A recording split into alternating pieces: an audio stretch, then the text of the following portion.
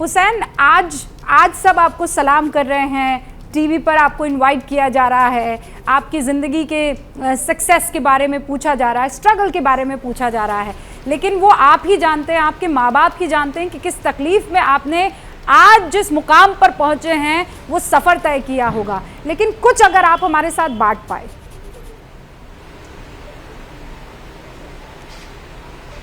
सफ़र तो शुरुआत में काफ़ी डिफ़िकल्ट था। जब मैंने तैयारी की नीयत की थी, शुरू की थी, घर पे बताया था कि मुझे एग्ज़ाम करना है, इसका नाम यूपीएससी है, इसमें ऐसे ऑफिसर्स बनते हैं। तो घर पे किसको समझ में नहीं आया कि मैं क्या बोल रहा हूँ, मैं क्या करना चाह रहा हूँ। अब्बा को पता था कि ऑफिसर लोग का कोई तो एग्ज़ाम होता है जो मुश्किल होता है और ऑफिसर लोग निकालते हैं। अब्बा बोलते थे कि अगर तुझे बनना है, मेहनत करना है तो तू बन, तू कर, जो मुझसे होगा मैं तुझे करने के लिए सपोर्ट करूँगा। तो अब्बा ना सिर्फ फाइनेंशियली बट मेरे साथ हर जगह जाते थे। कॉलेज के बाद में और मेरे अब्बा सारे जो करियर गाइडेंस वाले होते थे उनके पास जाते थे, कहते थे कि कोई है यूपीएससी के बारे में कुछ बता दीजिए हमको, कैसा करना है, क्या करना है। लेकिन ये इलाके में कुछ मिलता नहीं था। यूट्यूब से थोड़ा बहुत मैंने शुरू किया था वगैरह। तो बेसिकली यहाँ पे घर में पहले पढ़ाई शुरू की।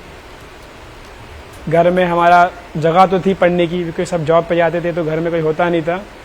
लेकिन हमारा ट्रांसपोर्ट इलाका है, यहाँ पे गाड़ियों की आवाज़ों से इतना दिक्कत होती थी कि आवाज़ों में पढ़ाई ज़रा भी नहीं हो पाती थी। फिर मैंने मेरी किताबें पढ़ाई वढ़ाई की उठा के गार्डन्स में शिफ्ट कर दी। मुंबई में पब्लिक गार्डन्स काफ़ी कम है, लेकिन जो भी इलाके में मिलते थे जाता था वहाँ पे, सुबह से लेकर शाम तक बैठता था। अम्मी टिफ़िन बना के देते थे, वही खा के वहाँ पे अच्छे से पढ़ता था। लेकिन गार्डन में भी स्टेबिलिटी नहीं होती थी। कभी कभी गार्डन में कोई फंक्शन हो रहा है, बच्चे खेल रहे हैं, कोई गाने सुन रहा है, तो वहाँ पे भी स्टेबिलिटी नहीं आई। उसके बाद मैंने कहा कि मुझे यहाँ से थोड़ा निकलना ही पड़ेगा बाहर, अदरवाइज़ मुश्किल है। फिर मैंने कोचिंग ज्वाइन की थी पूना में जाके। पूना में कोचिंग लेके कोई आइडिया आया और प्रीलिम्स दिया और पहली बार में प्रीलिम्स हो गया। माशाल्लाह। लेकिन मेंस का एग्ज़ाम में बहुत बड़ा सेटबैक मिला कि बहुत बड़े मार्क्स से रुक गया था।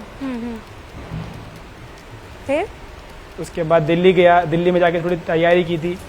दिल्ली में तैयारी करने के बाद एक सस्टेनेबिलिटी मिली कि कर सकता हूँ मैं। उसके बाद जितने भी मैंने अटैम्प्ट दिए वो मेरे मेंस का मार्क्स कम होते होते गए। पहले 100 मार्क्स से रुका था, फिर 40 मार्क्स से रुका, फिर 3 मार्क्स से रुका। अब फाइनली मैंने अगर हार नहीं मानी देते गया तो अभी फाइनली हो गया, सिलेक्शन हो गया, रैंक आ गया। बहुत बहुत मुबारकबाद। और एक सीख आपने दे दी है कि एक बार अगर गिर जाते हैं तो इसका मतलब ये नहीं है कि रुक जाना है। दूसरी बार गिर जाते हैं इसका मतलब ये नहीं है कि रुक जाना है।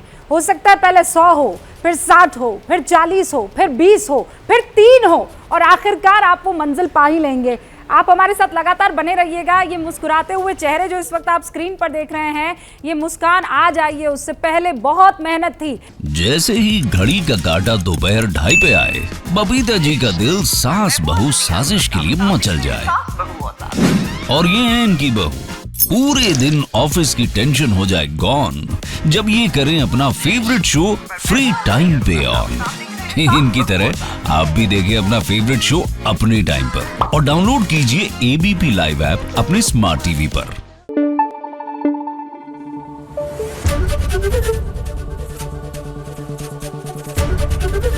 एबीपी न्यूज आपको रखे आगे।